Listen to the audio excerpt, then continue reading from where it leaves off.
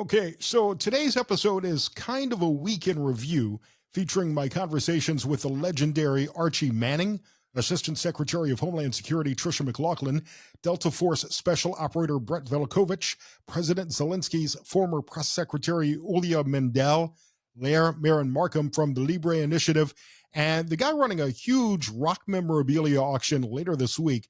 And I have some news stories to share with you too. It's a Scott Sands Show.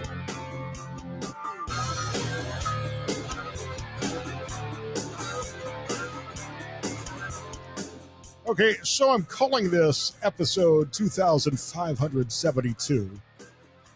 Honestly, I'm not sure what the count is. I did a few shows last week on the SuperTalk Mississippi network and streamed them and watched them at supertalk.fm. In fact, I'll be back on SuperTalk Mississippi 11 to 2 Eastern Time Thursday and 7 to 10 a.m. Friday.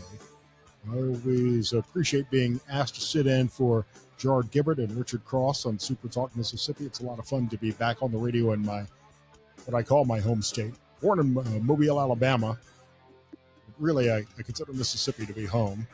Anyway, some highlights from my shows on SuperTalk Mississippi last week and some new stuff for you as well. If you haven't already done so, I would love for you to subscribe to the podcast wherever you get your podcasts. We're available on iHeartRadio, Spotify, Apple Podcasts, Amazon, YouTube, Facebook, and X. You can find me at Scott Sands Media.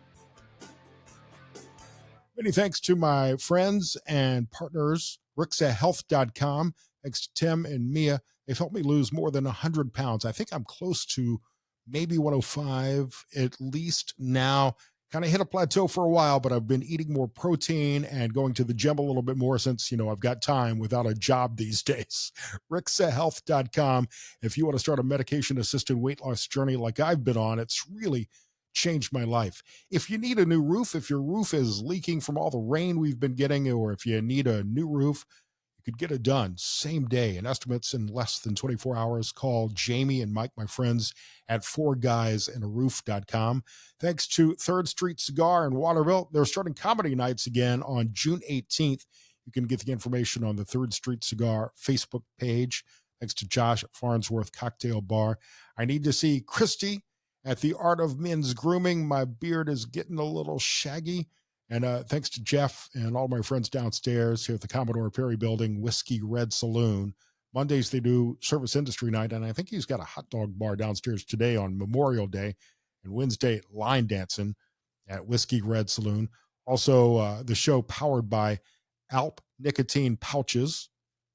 If you haven't tried these yet, it's definitely moisture, more flavor. They've got a new flavor coming out now. It's out now. I'll get my first one in this week. It's called Sweet Nectar. Use the link in my comments. Save 10% on your first purchase of Alp Nicotine Pouches. This product does contain nicotine. Nicotine is an addictive chemical. Must be 21 or over for Alp Nicotine Pouches. Use my link and save 10%. Also, of course, thanks to Americans for Prosperity Ohio. This podcast is brought to you by Americans for Prosperity Ohio. Be sure to visit BuckeyeBlueprint.com. Thanks to all of my friends and partners here on the podcast for making the Scott Sands Show podcast worth my time. And thank you, most importantly, for subscribing and listening. I appreciate your time. Before we get to Tricia McLaughlin from Homeland Security and Archie Manning and everybody else on the show today, a couple of stories I wanted to hit on from last week that you may have missed. We heard the president talk about this a few months ago, and I wasn't sure it would actually happen, but it looks like it will now. The U.S. Treasury announcing a big change to America's change. They will officially stop making new pennies very soon. President Trump talked about this in February and says that he's ordered the U.S. Mint to stop making them. You see, every penny costs almost 4 cents to manufacture, so it's supposed to save about $56 million a year. The Treasury Department said it's placed its final order of blank pennies this month, and once those are minted, they're not making any more. The last pennies could roll off the production line early next year, which is unwelcome news for penny enthusiasts, especially since last week happened to be a lucky penny day when this came out. It's always May 23rd. There has been a push to ditch pennies for a long time. I remember an entire episode on West Wing about this. Not everybody thinks it's a great idea because nickels aren't that cheap to make either. In fact, nickels cost about 14 cents to make, and we may need to make more of those if we start rounding up in 5-cent increments. Of course, as more people go cashless, it's really not that big a deal. Pennies aren't going to go away anytime soon. Around 114 billion pennies are in circulation, and you will still be able to use them. The government has always made more every year because so many pennies drop out of circulation. People toss them in change jars, leave them in the center console, or just throw them out, believe it or not. But the penny could officially be going away. I will be interested to see if this does save money. If we have to start making more nickels, it doesn't make a lot of sense. Maybe we should stop making nickels and make the penny worth 5 cents. That was one suggestion I got last week filling in on SuperTalk Mississippi. I also last week talked about the escapees in New Orleans. 10 inmates escaped from the Orleans Parish Jail. 5 of them, as of today, remain at large. Here's what you may not know on how some of these inmates have been apprehended.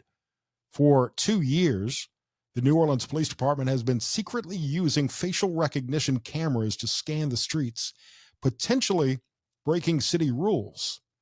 This was from a Washington Post investigation, and it's kind of a big deal.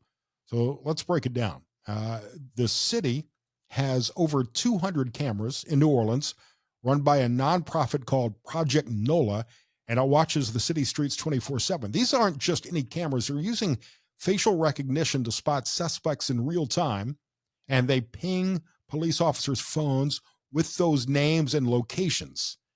It's really like a high-tech wanted poster, but it's scanning everybody, all of us, all the time in New Orleans. And here's the problem.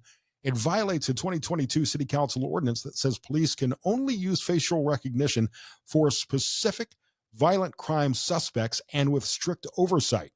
They're supposed to send still images to trained examiners in Baton Rouge and not run like a citywide dragnet over everybody all the time. But since 2023, Project NOLA's cameras have helped make at least 34 arrests, including 4 for nonviolent crimes like theft, which is kind of a good thing. We want these violent criminals off the streets. We want criminals to be apprehended and pay their dues. Well, when you think about the escaped inmates from the Orleans Parish Justice Center, one of them, Kendall Miles, was caught in the French Quarter thanks to the cameras spotting him under a car. And that's a win, right? But here's the catch. Most of these arrests don't mention facial recognition in police reports, and none were reported to the city council, which the ordinance in New Orleans requires, and that's a serious lack of transparency. Project NOLA is led by a former cop, Brian Lagarde, and out of 5,000 cameras across New Orleans, funded by donations and businesses, including my friends who own the Three-Legged Dog Bar in New Orleans in the French Quarter. And along the way, Project NOLA has built a database of 30,000 mugshots capable of identifying people from 700 feet away, even tracking their clothes. Very powerful technology, but there's no formal contract with the city. So who's holding them accountable? The ACLU's Nathan Wessler, who I'm not necessarily a fan of, says it's a nightmare scenario. The government is tracking us as we go about our lives. The police chief, who has been under fire for the last year or longer, Ann Kirkpatrick, hit pause on the program supposedly in April after a captain flagged it as a potential violation. She told Project NOLA to stop the automated alerts until they complied with the law. But get this, Lagarde's team is still sending tips to police via calls and text messages. They're dodging the rules. And here's another twist. Some cameras are made by Dahua, which is a Chinese company banned by Congress in 2018 over spy fears. New Orleans police says they don't own the cameras, so they're in the clear, but officers were actively asking Lagarde and Project NOLA for help, like in a phone snatching case last year. In that case, a detective gave Lagarde a still image, and he used facial recognition to identify the suspect, added him to a watch list, and days later, cameras spotted him in the French Quarter for an arrest. The police report didn't mention the facial recognition. And that's a problem, says Danny Engelberg, the city's chief public defender.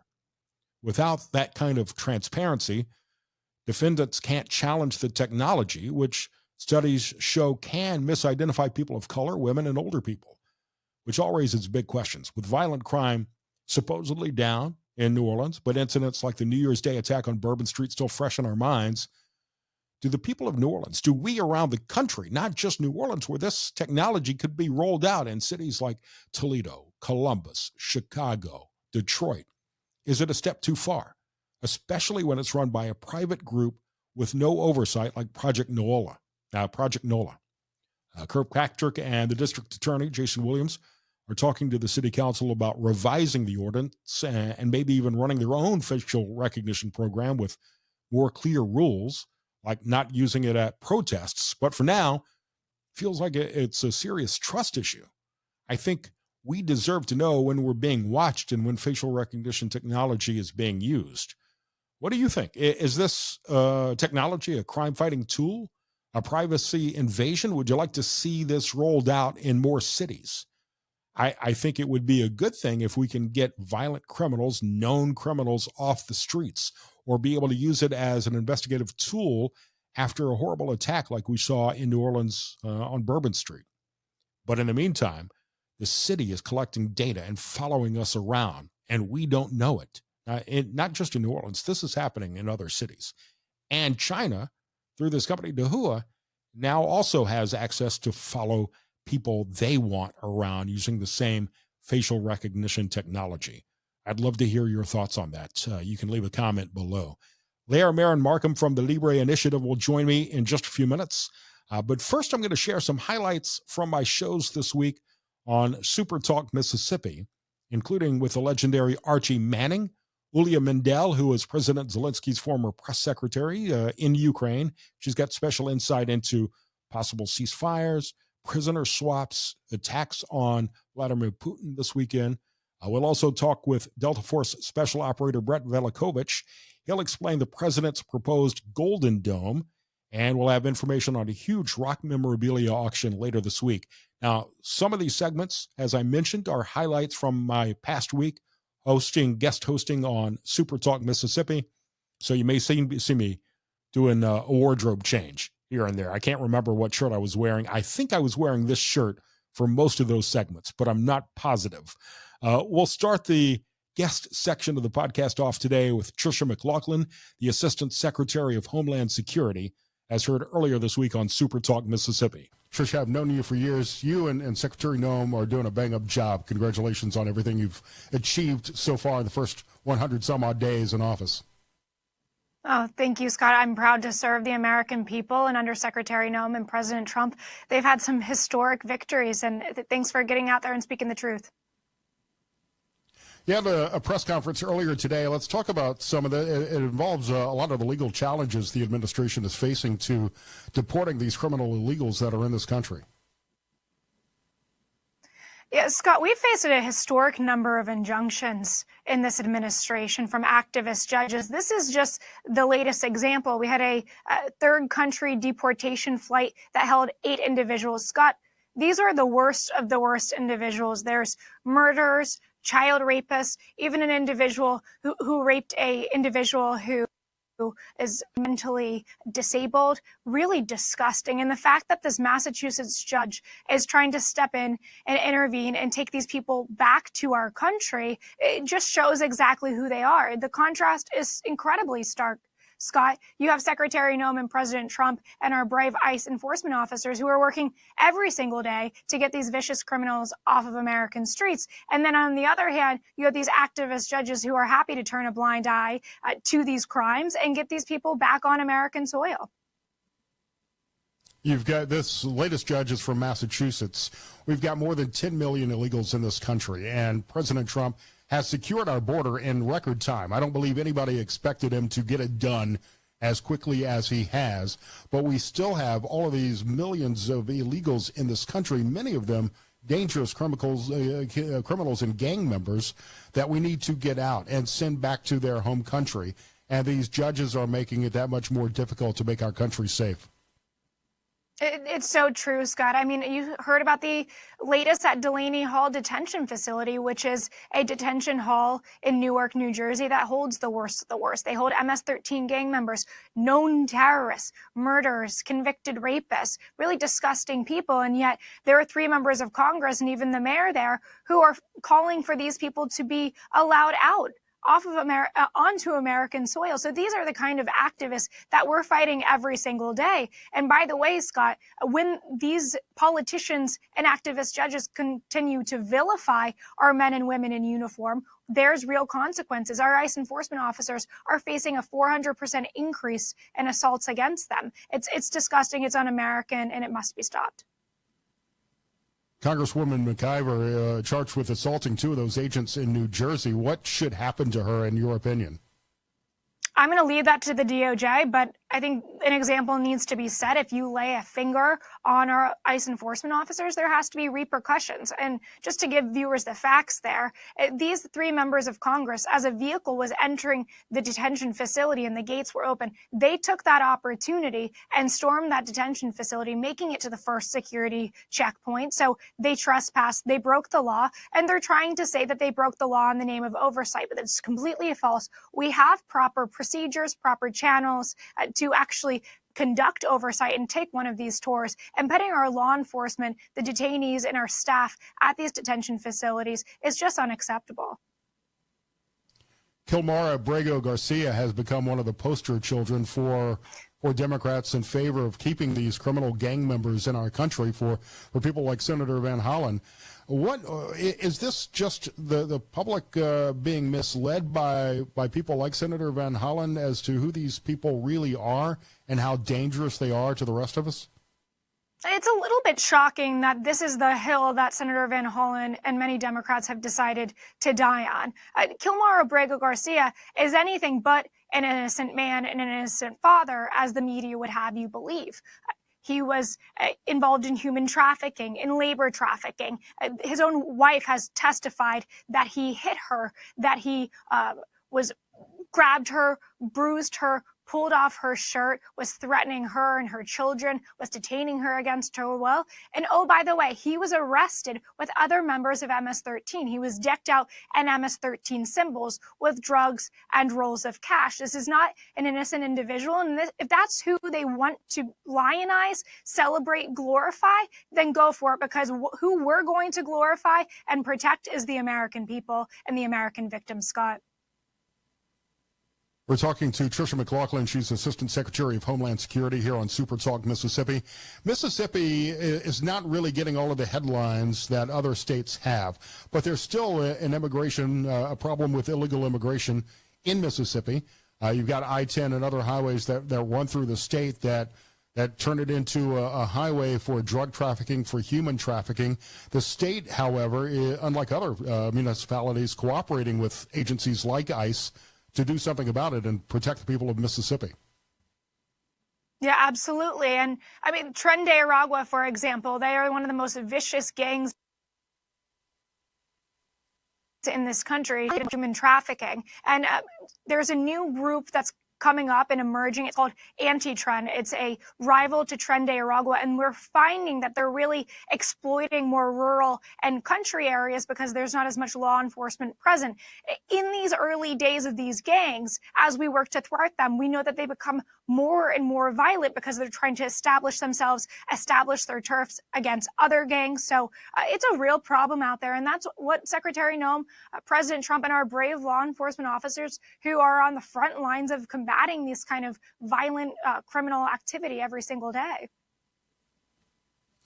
The state attorney general, Lynn Finch, is actually on the border today. Mississippi is one of the few states that now has the authority to enforce some federal immigration law. I believe it's part of the ICE's Section 287 program. How can you work with Mississippi and other states to extend the resources that ICE and DHS have to protect us and to round up these gang members and criminal illegals?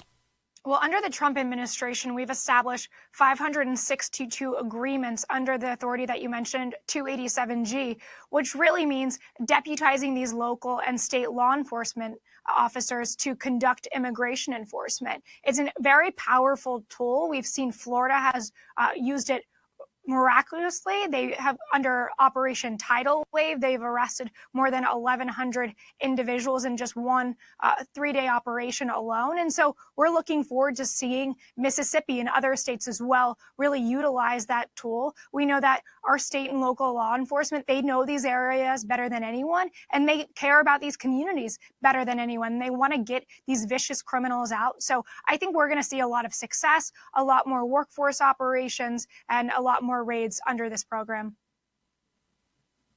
Is it possible that along the way mistakes could be made? I don't know a lot about this story, but it's getting headlines across the state today. A Danish man in Mississippi who's lived in the state for a dozen years is now in prison in Louisiana, and he's been there for a few weeks after ICE took him into custody because of what he's calling and what his wife is calling a paperwork miscommunication.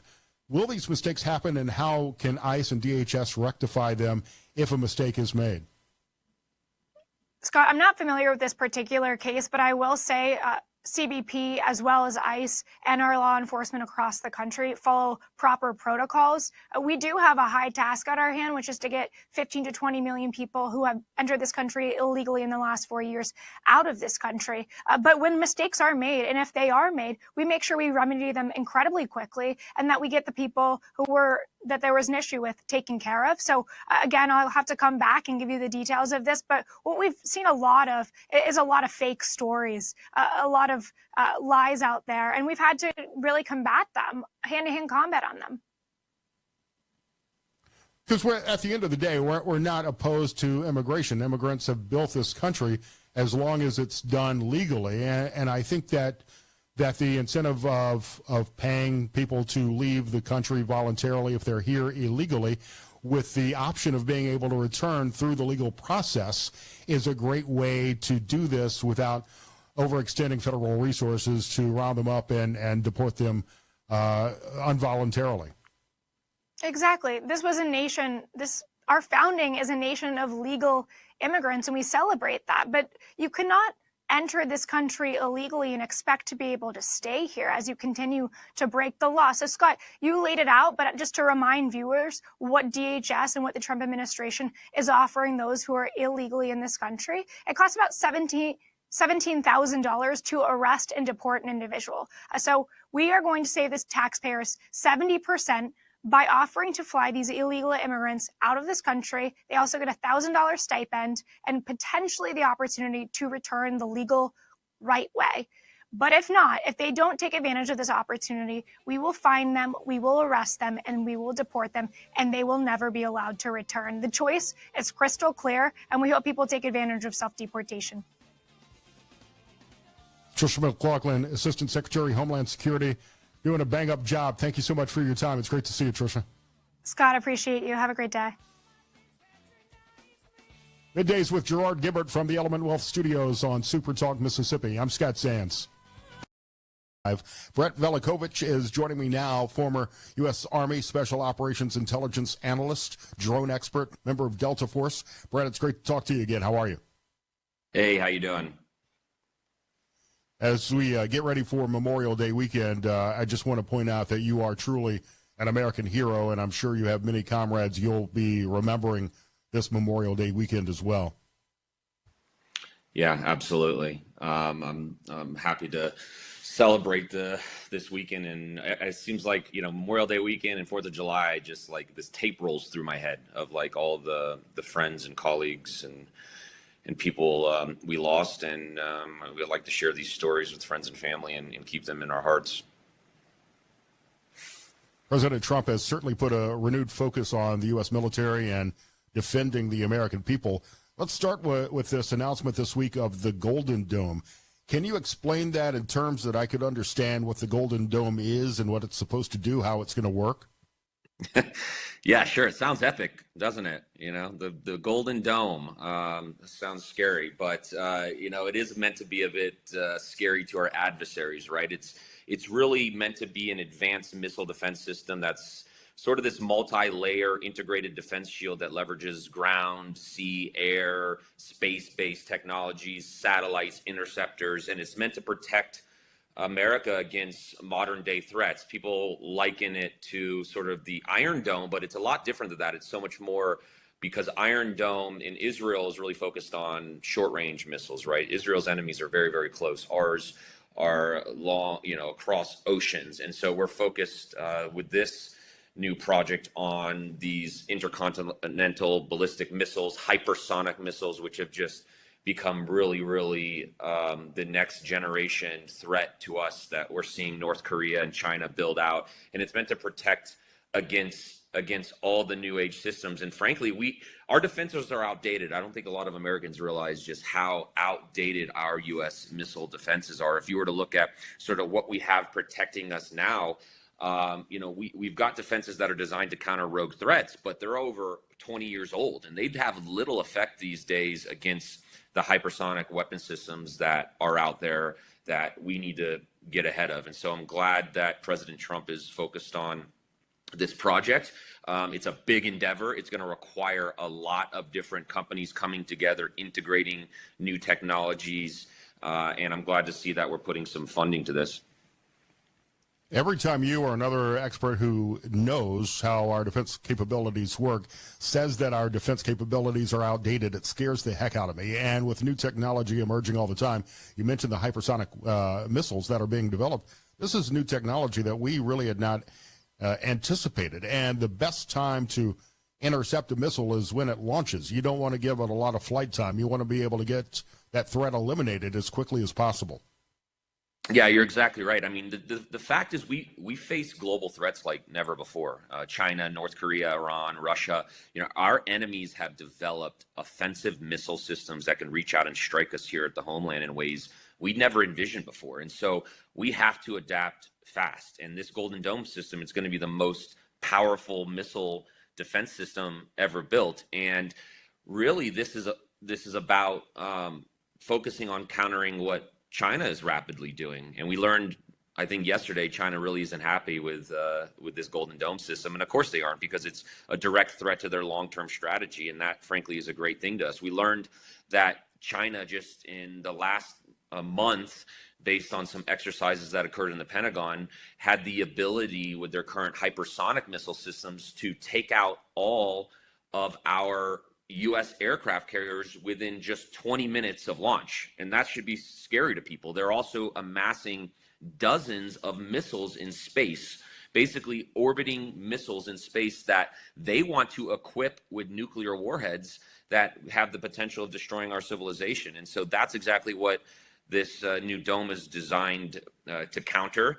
And if done right, it's really going to render a lot of these intercontinental missile threats obsolete. And we've got to do that to just protect ourselves from the 21st century threats that we face.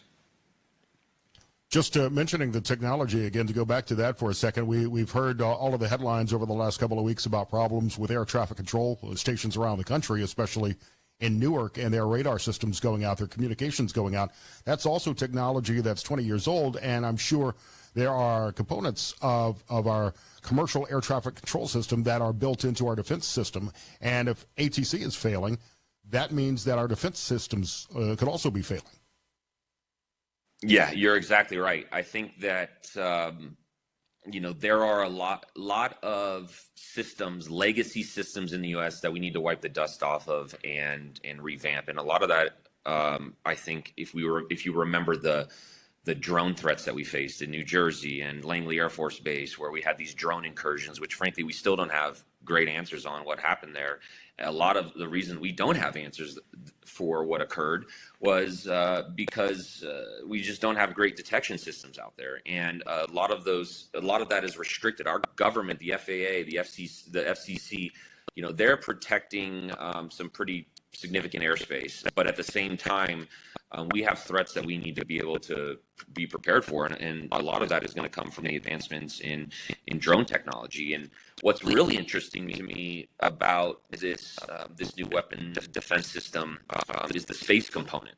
We're going to have apparently space-based defense systems. We're talking hundreds potential low Earth orbit satellites all working together for missile detection, missile tracking. Some are going to be even equipped with magnetic missile interceptors and lasers from space. It sounds crazy, but it's the reality that we're dealing with right now to have to neutralize these threats. And so you're going to see a lot of systems that have to talk to each other, and that's going to require revamping of our domestic infrastructure, our systems that protect our air bases, the systems that protect our airports. They're all going to have to work together, sort of create this virtual shield to protect these long-range threats. We're talking to Brett Velicovich, Dulles operator, author of Drone Warrior, and a leading soldier account of the Hunt for America's Dangerous Enemies. You talk about drones, and the threat that we're learning from China about drones. Just this week news of a giant Chinese drone mothership. And you're right, we don't know what those drones were off the eastern coast, whether they were just commercial DJI drones or if they were foreign threats. How alarmed should we be about this new improved, enhanced drone threat from countries like China? China is expanding its military capabilities at a level we've never seen. If you even listen to Secretary Marco Rubio recently, he came out and frankly said China's expanding their military at a rate no other military in the history of the world has expanded in the cyberspace, in the building ships and increasing their Navy. And a lot of that outnumbers our Navy. Right. And a lot of that includes drone technology, right? So they contracted a company, a domestic defense company within China to build 1 million small handheld drones by 2026. 1 million, producing 1 million. We don't have manufacturers that produce 1 million drones in the United States in 1 year. We're not at that level. And when you see what's going on overseas in Russia, in Ukraine, they're producing massive amounts of drones at scale. It's almost like ammunition to them. They're producing these as if they're artillery rounds. A lot of people think of drones as like surveillance, but really they're being used as ammunition now on these battlefields. And that's the next war. We're never going to fight another war without drone technology. And knowing what I know currently about the current state of drone tech and how lethal and advanced it's come just in the last few years, I have zero confidence that we have the current capability in America to deter a massive, large-scale drone attack on our homeland. And that is something that keeps me up at night, because I just know how lethal this technology is and how it's being used overseas. I mean, we had Chinese spy balloons flying above us going unnoticed for a long time.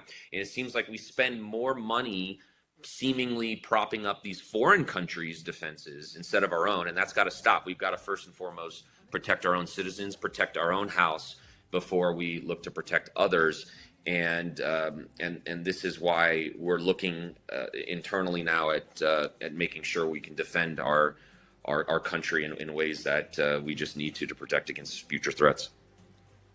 So drone swarms and hypersonic missiles will be the next thing to keep us up at night. Brett, thank you for your time. Yes. BrettVelicovich.com, author of Drone Warrior, an elite soldier's account of how the hunt for America's most dangerous enemies. It's great to catch up with you, my friend. Thank you, sir. Appreciate you.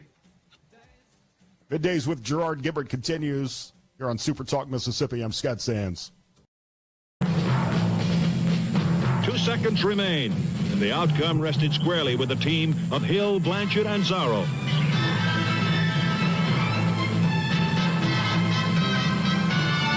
The Air Game's perseverance and Rich Zarro's clutch kick combined to give the Saints a dramatic come-from-behind victory. New Orleans' first win ever in the Superdome. A preview of things to... I'm Scott Sands, sitting in for Richard Cross on SuperTalk Mississippi, and this man needs no real introduction other than that right there. It's the legendary Archie Manning. Archie, it's so nice to talk to you. Well, it's my pleasure. Boy, that was a mighty long time ago.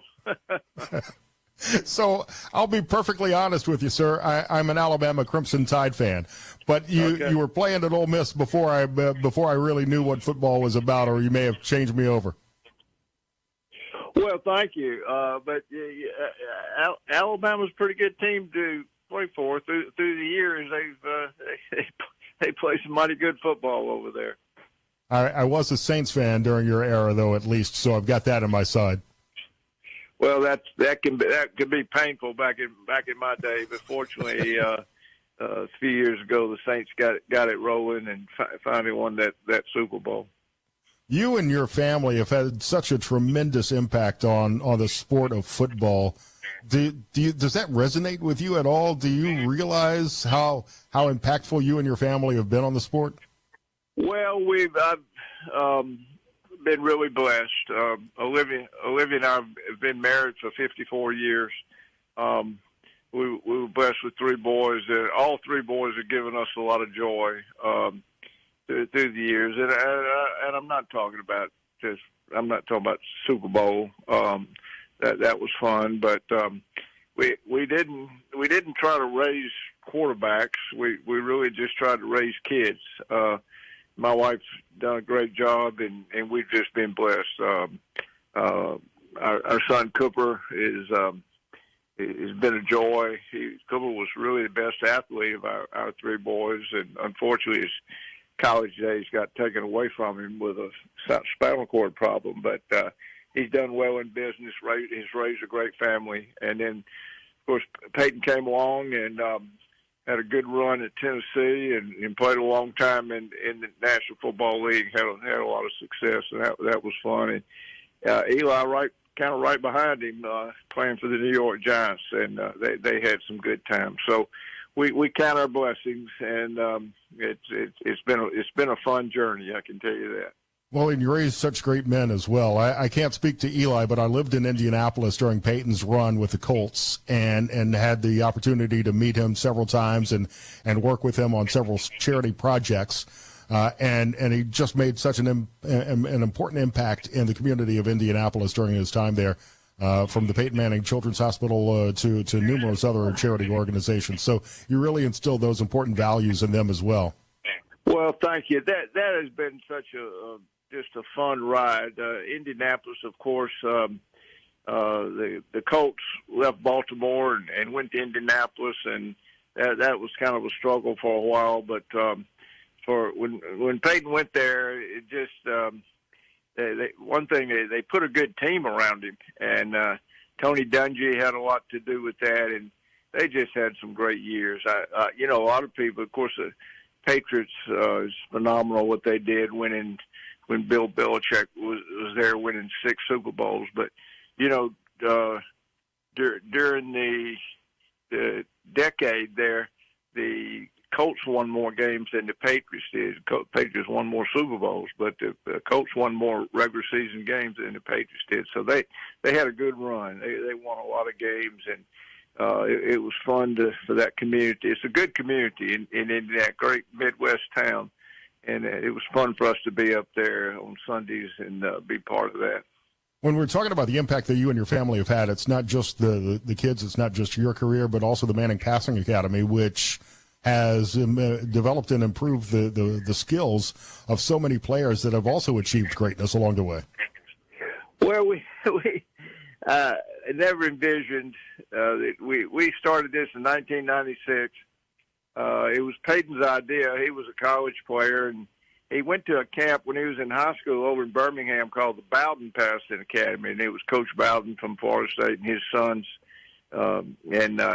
Peyton came back and said, "Dad, we need to start a passing camp." And I went down to Tulane to talk to a young coach named Buddy Tevens, and we started the camp. And we had 185 kids at Tulane that year in 1996. I knew it was going to grow. I thought it would kind of be a regional thing. I had no idea it'd be a draw nationally, but we ran out of space at Tulane, so we went over to Hammond, southeast Louisiana, and we were there 8 years, and we outgrew that the space they had, the field space, and we just didn't have any more grass there. So we went to Thibodaux, Louisiana, the home of Nicholls State. And they had their intramural fields and their practice fields and things on campus, but they also had a 10-acre field behind the stadium. And that's what attracted me to move the camp there. And the last weekend in June this year, we'll be going down to Thibodaux. It'll be our 29th year. and we'll have 1,500 campers.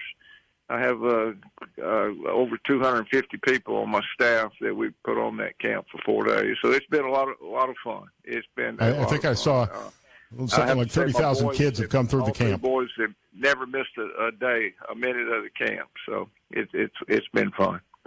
We're talking to the iconic Archie Manning here on Mornings with Richard Cross. I'm Scott Sands.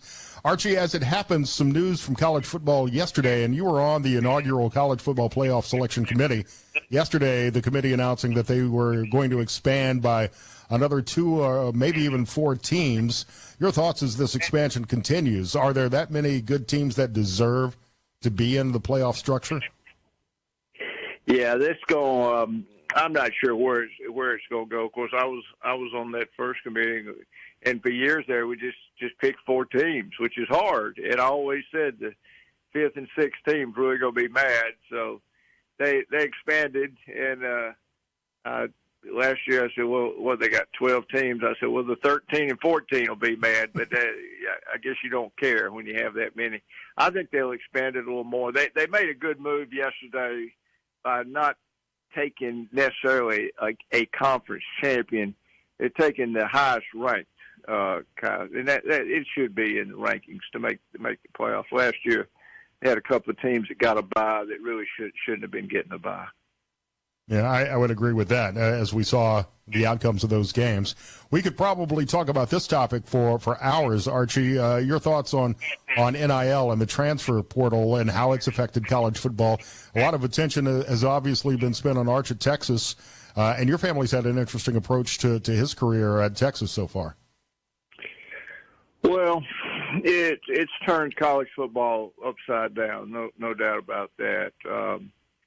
I think if we could go in and interview coaches, and they could express and talk about it, just how miserable it is for them in the system now. It's really, I know a lot of them are paid well, but I don't care. It's just almost not fair to the coaches to recruit hard and get a kid, and he doesn't play his first year and he's gone and he goes somewhere, and you don't know whether some of them don't know whether to recruit high school kids or recruit portal kids. So the combination of the NIL, there's nothing wrong with NIL. There's nothing wrong with some kids being able to put some money in their pocket, but we definitely need regulation.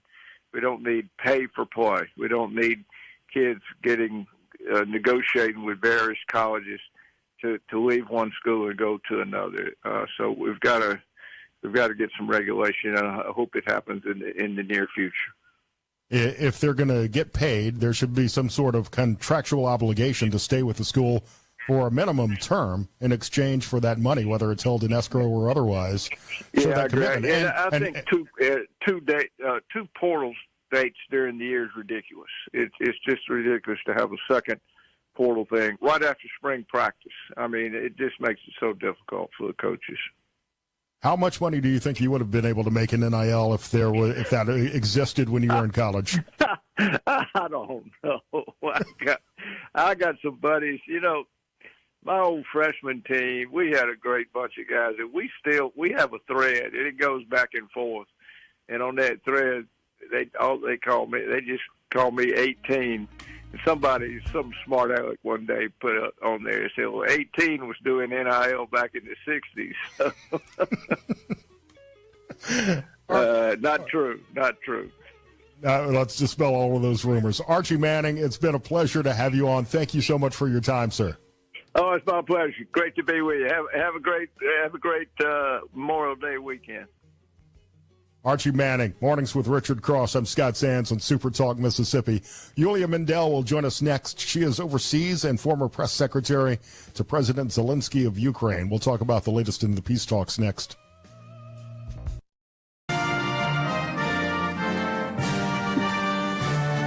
Morning. Iuliia Mendel is joining me now. She is former press secretary to President Zelenskyy and author of the book, The Fight of Our Lives, My Time with Zelenskyy, Ukraine's Battle for Democracy and What It Means for the World.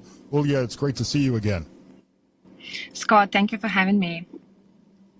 So this morning, an announcement of a major prisoner exchange between Russia and Ukraine. Do you think this is actually going to happen, and what does it mean moving the peace talks forward?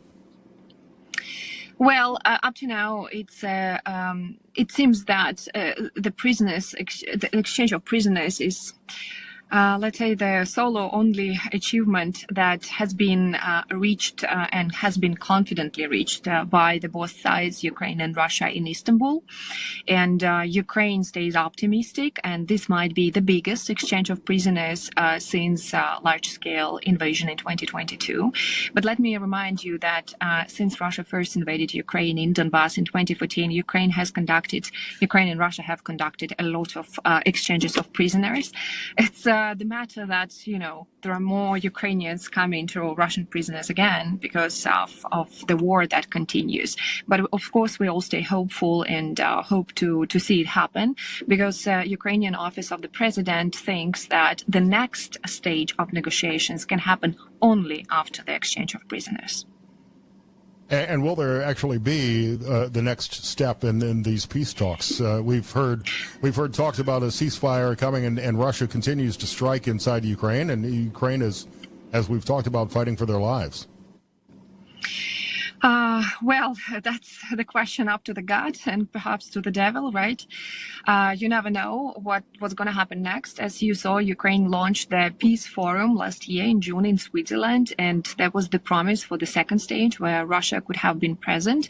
And the plan was that the second stage of the Peace Forum would take place like in November 2024, but it never happened. So, of course, there is always a chance that the process will be disrupted. But what we see right now, there is a big push from Western countries. There is United European countries, not only European Union, but European, with the UK and France and Germany. And of course, the push from President Trump was the major one. I was talking to the office of the president recently, and the first thing that I've heard that we're going to continue the negotiations because the American administration is pushing us for this. So we really rely on our Western partners because we feel like they are the only ones who can help us guarantee that if we move forward with the peace process, then, perhaps Russia won't advance.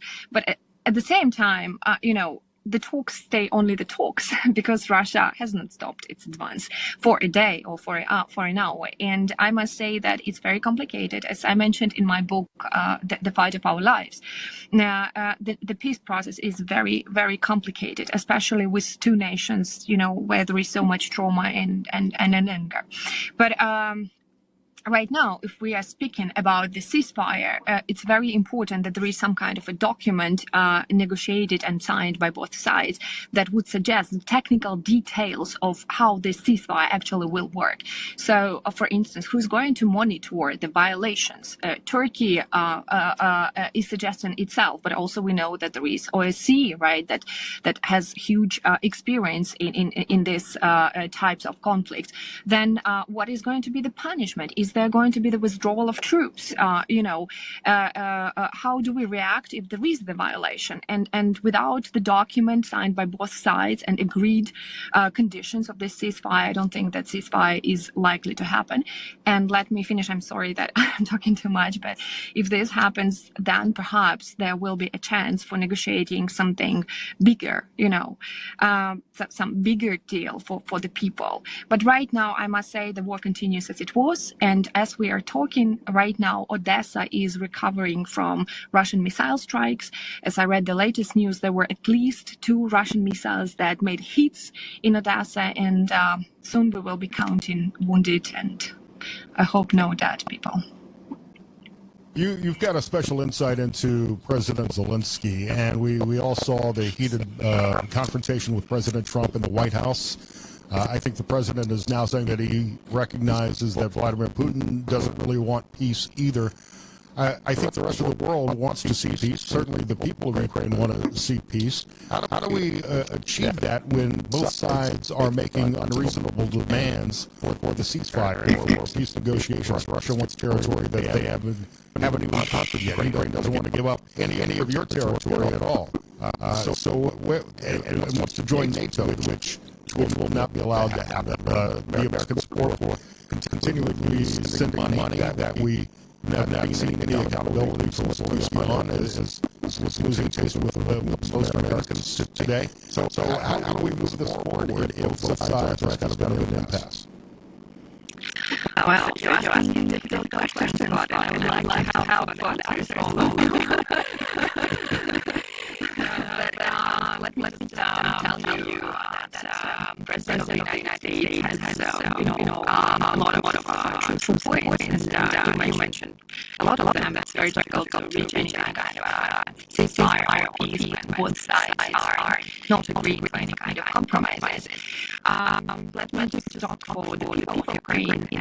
I don't think I was writing in my blog for subtext that I don't think that there is any kind of united point of view on this matter, and you should understand that at least a third part of Ukraine is struggling every day. It's like literally hell. And I'm from Kherson, one of the regions that is being shelled every day with artillery, missiles, drones, and air-guided bombs. And I have relatives there, and I also, work and talk to journalists and people from Kharkiv and Zaporizhia and Chernihiv and a lot of people from Donetsk and Luhansk. And I feel like they have different point of view than those people who live further to the west and are not sheltered so much. And I feel like many of these Ukrainians, they would like to agree for any conditions to stop dying and, to have some kind of diplomacy. But, diplomacy works. When diplomacy really works, then the shelling, is silent.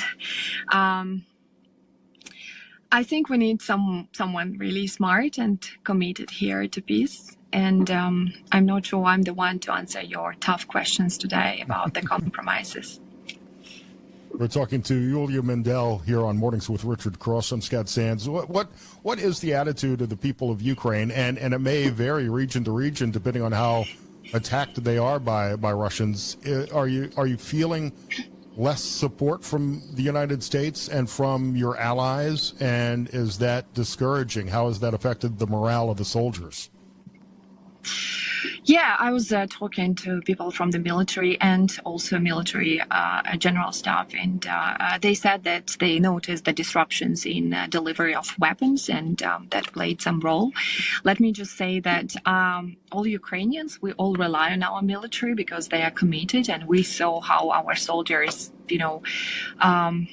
grew up to this war to be professionals, and we don't doubt in their commitment. But when it comes to our Western partners, we see commitment from many sides, but we don't see the unity. And unfortunately, there is this huge gratitude because we wouldn't make it to 2025 unless, Western countries wouldn't stand for us. So it's not like, I'm not saying this with gratitude, but obviously, there is no unity, and obviously, we do not get enough now. But it's not the problem only of Ukraine. Let me just extrapolate this, because what I see that many Western countries, European countries, say that they even do not produce enough weapons and ammunition to stand against Russia. And Russia is advancing here too in production of military stuff. So this is not the problem of Ukraine only. I guess this is already the problem of the countries who stand for democratic ideology and who stand for the norms that we all have developed since World War II. This may be a difficult question for you to answer, but would the not the first peace from talks you be able to move forward? You're used to it after the last few years of you and I talking. Would the peace talks be able to move forward more quickly if somebody else was in charge of Ukraine? I mean, President Zelenskyy has suspended elections. He's been in office longer than he was elected to serve. Should there be a change in Ukrainian leadership, would that help progress the peace talks perhaps? That's a very good question and very unpopular, I might say. President Zelenskyy has just started his 7th year in the office, quite a lot. No other president of Ukraine has stayed for such a long time. And I know from inside that there are plans for having elections, but it's not very easy to organize. So it's all about the people of Ukraine, and it's all about the ability of Ukrainian leadership actually to organize the process so that people can vote. Her book about her time as press secretary for President Zelenskyy is The Fight of Our Lives, My Time with Zelenskyy, Ukraine's Battle for Democracy and What It Means for the World. It's available on Amazon. Iuliia Mendel, it's great to see you again. Stay safe. Thank you, Scott, and have a good weekend, everyone. Because those were probably some awkward and choppy edits between guests, let me explain for you again. Those guests were heard last week when I was filling in on SuperTalk Mississippi. I'm always honored to be asked to sit in for Richard Cross in the morning or Gerard Gibbard in middays on SuperTalk Mississippi and be back on the radio in what I call my home state of Mississippi. I'll be back on again 11 to 2 Eastern Time Thursday for Gerard and 7 to 10 a.m. Friday morning for Richard Cross. You can stream it anytime, anywhere at supertalk.fm. The Scott Sand Show podcast brought to you by Americans for Prosperity, Ohio. Be sure to visit BuckeyeBlueprint.com and follow AFP Ohio on X. Thank you to Americans for Prosperity and Donovan O'Neill for sponsoring this podcast. Joining me now is Lair Marin Markham. She is with the Libre Initiative. Lair, it's great to see you. Thanks for coming on today. Let's start by having you explain who is the Libre Initiative and what you do. Well, the Libre Initiative is a national Hispanic organization that has been around for about 12 years.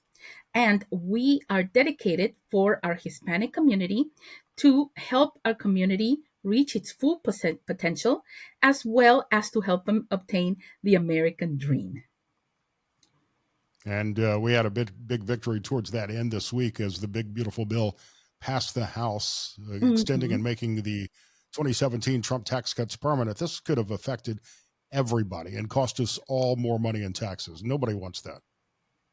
Absolutely. That is one of the biggest issues that are affecting our Latino community, as well as all other any communities around the state, around the United States, as you probably know. We have been doing a lot of research, and we have been talking to a lot of our people and how the TCGA, will be lowering taxes for everyone and making filing much, much simpler by cutting out and confusing, any exceptions. That will mean more money in our pockets and less going to Washington. Yeah, and most importantly, it saves us all money. I mean, it could have cost the average family in Ohio $1,500 to $2,500 more, and every single Democrat in the House voted to raise our taxes. Exactly. We have skyrocketing inflation that had been fueled by all that reckless government spending, that has put a huge strain in all our family budgets. During the Biden years, the prices increased more than 20%. That was forcing our middle-class families to spend over $1,000 more a month, just to tread water and make, and get by every month.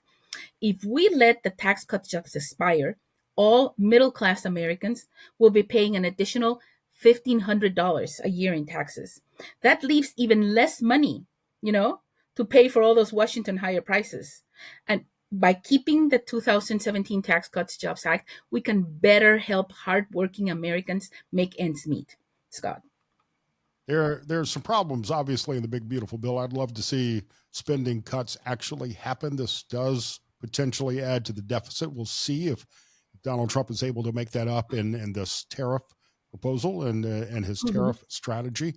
But most important, when you look at how this affects small businesses, which we need more small businesses in the country, an interesting statistic from the Libre Initiative is that 1 in 4 new businesses is Latino owned. So this is directly affecting the Latino community.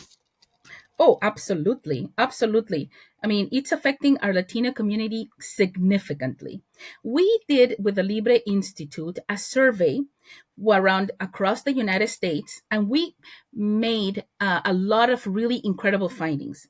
80% of Latinos feel they're being overtaxed. Tax hikes are now taking more already from our tight budgets and making it harder for families to save, invest, or even support loved ones. Now, even further than that, 92% of Latinos want stable tax rates. All this, predictable taxes help families plan for big goals like buying houses or starting businesses. And starting businesses is the most important part of our Latino community. 1 in every 4 new businesses is now Latino owned or a startup. Higher taxes would mean less money for these Latino entrepreneurs to reinvest, to grow, and create jobs in our community. So the Latino community is very invested. It's got to go to the Senate now. I expect it to pass the Senate, probably with some changes, but I do expect it.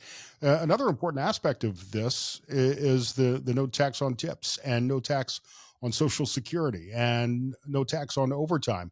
These are all things that affect hourly workers, whether they're Latino or not. And that money gets, because you've got more spending money, more disposable income, gets reinvested back into the community.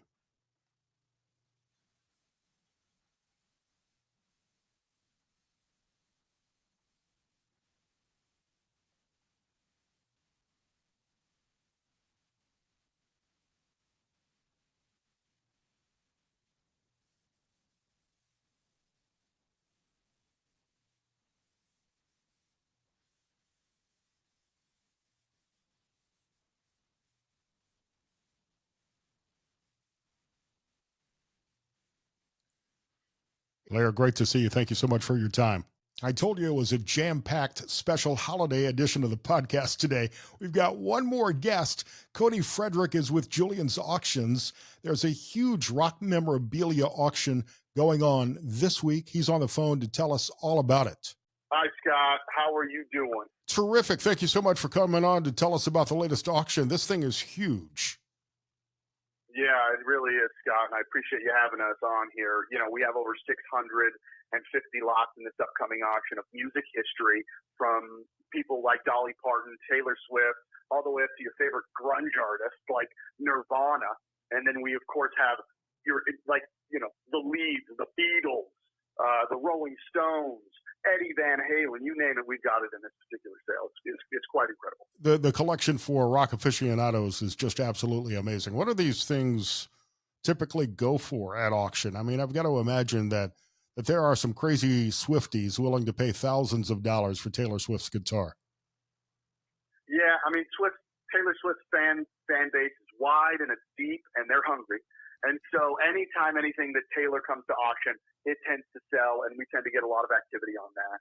But, you know, to your point, your question, you know, we have a lot of items, and they range anywhere from $200 to $300 at an entry point to, you know, $200,000 to $300,000, like we have with our Netherlands Nirvana session. Kurt Cobain played acoustic guitar, and then, of course, the bass guitar that was used by both Kurt and Chris during that session at $100,000 to $200,000.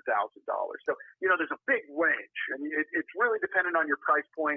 But ultimately, at the end of the day, if you want to connect to your favorite band, you want to connect to your favorite musician, we have items that will do that for you. This is Julian's Auctions Music Icons auction on the 30th and 31st at the Hard Rock Cafe in New York. Online, juliansauctions.com, and you can check out all of the items. Now, where do you get these guitars? Yeah, a lot of these items come from collectors or directly from the source a lot of the time. So depending on what it is, you know, we have a collection from Julian Lennon, which is John Lennon's son, which are just some various items that he's had and he's collected over the years from his father's life, you know, from record awards to annotated notes and things along those lines. So it's, you know, the sources are all over the place, but with our music icons, which happens every year, always bringing incredible pieces of music history to the auction block. And Julian's has bet its name on the music history items. So it's not just guitars, it's other music memorabilia too. What are some of the unique items that you've got available? Yeah, absolutely. You know, we have a wide collection of items that are up for bid, from, like your point, guitars.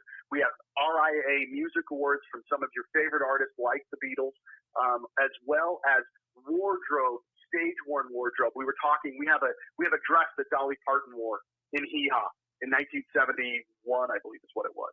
And so, you know, it's the gamut of things, to even a lock of Elvis Presley's hair. So you name it, we've got a wide collection. I don't want to know where you got the lock of Elvis Presley's hair from. Let's just say that was hours of research to determine if that was really Elvis's hair. Yeah, do you I mean, everything you've got is certified. Do you have to do DNA test on that? And do you really want the public to have access to Elvis's DNA? Yeah, well, I don't know. We won't necessarily go as far as DNA testing, but everything that we sell has a great story, and that storyline runs up from what we're doing. Plus, we have some of the and everything that comes to auction with the items that we sell. We talked to you when you do these auctions, and it's always fascinating. What were some of the biggest selling items or the most popular items that people viewed or bid on at the last Music Icons auction? Oh, the last Music Icons auction was last May, and we had some incredible pieces. Really, we had a Jerry Garcia touring stage played guitar that he played that went for over $500,000. We had a Sex Pistols guitar that Steve Jones used. It was his white Les Paul Gibson guitar that he used in the Sex Pistols for years. That went for over, I believe, $400,000. And then the big item of last year's sale was John Lennon's 12-string Hootenanny guitar, found in an attic that was there for 50 years. And we brought it to the auction block for the first time, and it sold for over $2 million. Wow. The least expensive item at the last auction was the harmonica I never learned how to play. It went for $250. There you go. There you go. Little price point for everybody, it sounds. I was talking about this earlier, the death of Jim Irsay, the owner of the Colts, who has perhaps one of the most amazing guitar and music memorabilia collections in the world. I've seen his collection. It's absolutely amazing. He's certainly somebody that's been a part of this community, I'm sure, for years. Yeah, it's unfortunate with Jim's passing. You know, he has an incredible collection that he's toured all over the United States. You know, he liked to bring the items to fans, and he had a record of showing that and doing that. And so, you know, he had been working with Julian's many times. One of the last times that we sold a guitar and that he ended up touring was he did purchase the Fool guitar that Eric Clapton would play when he was with Cream for years, and it was a custom painted Gibson SG guitar, and he ended up buying that for over $1 million. But you know, it is a great loss to lose somebody like Jim. As a collector, but really as a fan, because he truly loved all of this. And so it's an unfortunate thing, but you know, we pray for his family and hope that they're holding up in this time. Do these items rise in value after purchase? How is the market even determined? It seems like it's set, I guess, by fans who really want that Eddie Van Halen guitar or that Kurt Cobain guitar and are willing to pay for it. Yeah, I think that's a great question. I mean, Julian's Auctions is we've worked to manage to put these as an asset class. It is a investable asset that at the end of the day tends to improve in value over time. You do tend to see these rise in value. You know, when you're dealing with legacy artists like the Beatles or the Rolling Stones, or you're dealing with even contemporary artists that you know that are going to continue to speak for years and years, really getting in early is important, and holding on to these things for years. They do rise in value, and we have seen that. And, you know, our buyers come from all over the world because music touches so many people. Hollywood touches so many people, and celebrity touches so many people. So we really are able to help bring these items to the market and give people an opportunity to not only be a big fan, be a collector, but also look to put money in different buckets for the future. We're talking to Cody Frederick. He's head of marketing at Julian's Auctions. Have you noticed trends? I mean, I can't imagine 15 years ago, somebody may have gotten a Taylor Swift guitar or a signed set list from Taylor Swift and held on to it, not realizing that she would explode. I mean, we have artists like Dylan and the Beatles and the Who and Nirvana that are obviously iconic and will always have that value and have a place in our hearts because of the way their music touched us. But then you get surprises out of the blue. And I would think that the other aspect of that, and maybe I'm wrong, is that Bruce Springsteen, as iconic as he was, may say something stupid, and all of a sudden you've lost half of your market because they don't agree with what he said politically. I think that's an interesting observation. For the most part, for us, like to your point, yeah, I mean, you definitely see it. A good example of that is Kurt Cobain, for example. You know, 10, 12 years ago, you could buy some Nirvana, Kurt Cobain items for much less than what they're going for now. And a lot of that is just the maturity of the market, and it takes time for those collectors to come through, whether they have the means to buy some of those more iconic pieces or move those numbers up. The grunge fans had to grow up and get a job. Say that again? So the grunge fans had to grow up and get a real job where they could afford some of these items. I mean, everybody's got to become an adult sooner or later. I hear you there. Yeah. And now we want a piece of our childhood. It's always interesting to look at these items at juliansauctions.com. The bidding is online as well, I believe. Can you bid on these online? Yeah, absolutely. You have a couple of ways to bid. You can bid online at juliansauctions.com. If you'd like to join us the 30th and 31st at the Hard Rock Cafe in New York City, you're welcome to come and bid in the room. But the majority of our bidders like to bid from their phones or at home on their computers. You can do that at juliansauctions.com. What is the item that you would recommend everybody go check out if they're a music fan? If you're a music fan, we have some really great pieces that if you are a Nirvana fan, we have a great piece. There was a mural that was done on the side of the Melvins van. The Melvins were kind of what I would like to call one of the godfathers of grunge because they influenced that Seattle grunge scene so much. But we have a piece of a van. We took this van on its last tour throughout Seattle, and on this van is a piece of artwork of Kiss that Kurt Cobain had done. And that's an incredible piece. You need to check that out, as well as some really cool, like we have a great piece from that I really, really like. It's Paul McCartney. It's a photo booth photograph. It's 4 pictures of Paul McCartney. And when they had filmed A Hard Day's Night, he had the makeup team create a disguise for him. And he would walk around London in this disguise, and it was pretty effective. And he ended up going in a photo booth while walking around not being recognized and taking pictures of himself in there. So, you know, the stories behind this stuff are really what capture you. And just looking through each of these and taking the time to really see, to read some of the stories behind these items, it's quite a thing. juliansauctions.com.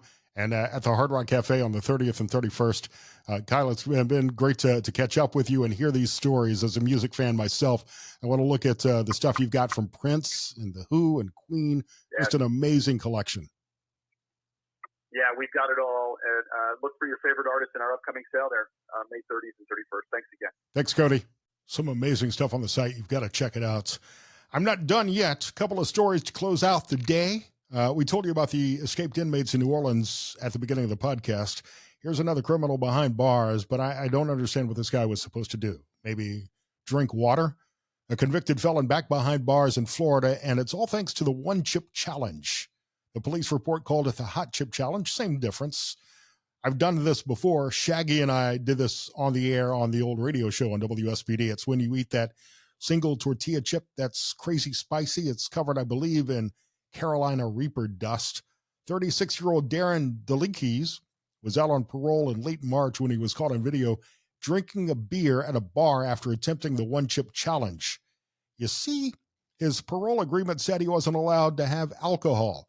He's got a long rap sheet with convictions for grand theft, burglary, credit card fraud, selling drugs. Don't know how they found out about the video, but they arrested him on Wednesday last week for violating the terms of his parole. He tried to plead his case and said he only took a swig of someone's Corona because he'd just done the One Chip Challenge and his mouth was on fire. Understandable. I've had that. And your mouth does burn like hell. But here's the deal. He wasn't even supposed to be in a bar in the first place. The parole agreement said he couldn't go to bars. His parole officer said he's a risk to himself and others when he drinks. His parole was set to expire in late 2026. He's going to be spending some or all of that time now in a jail cell.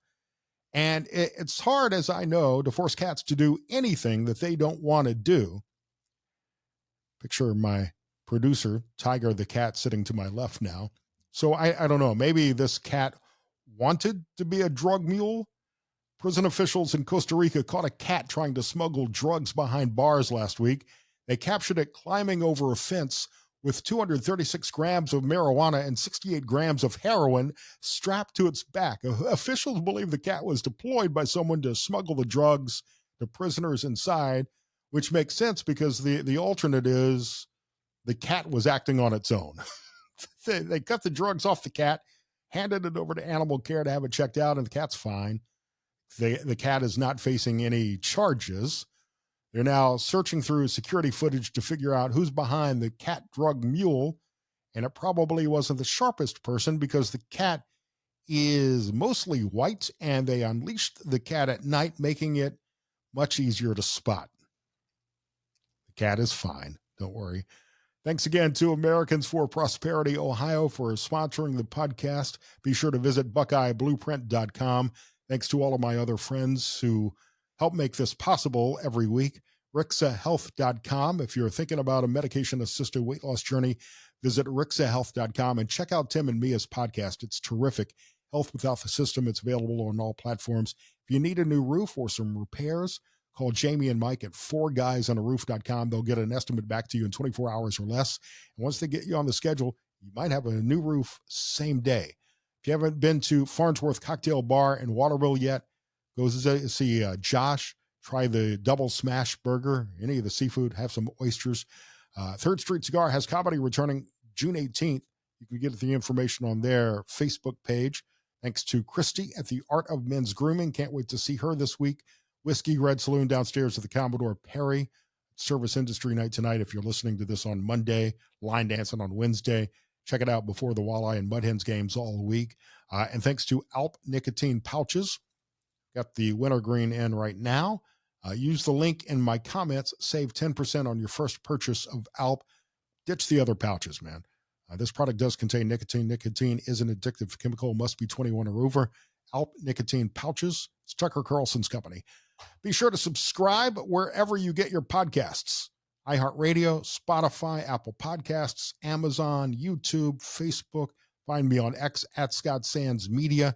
And tune in to SuperTalk Mississippi 11 to 2 Thursday and 7 to 10 Friday morning Eastern Time, supertalk.fm. I'll be on the radio then. I'll have a new podcast up before the end of the week as well. This one was a long one, but I wanted to share a lot of the guests from last week and some news stories for you as well. So thank you for listening. Hit subscribe wherever you're listening to the podcast.